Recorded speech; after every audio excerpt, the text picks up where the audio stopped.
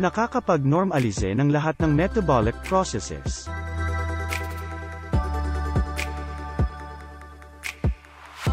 Nakakapagpasigla ng paglikha ng insulin sa katawan.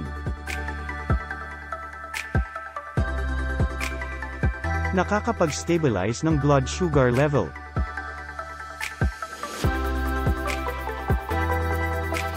Nakapagpapagaling ng atay at pancreas.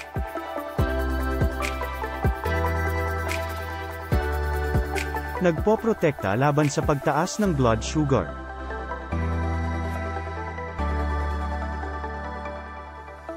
Pang-iwas sa hypoglycemia.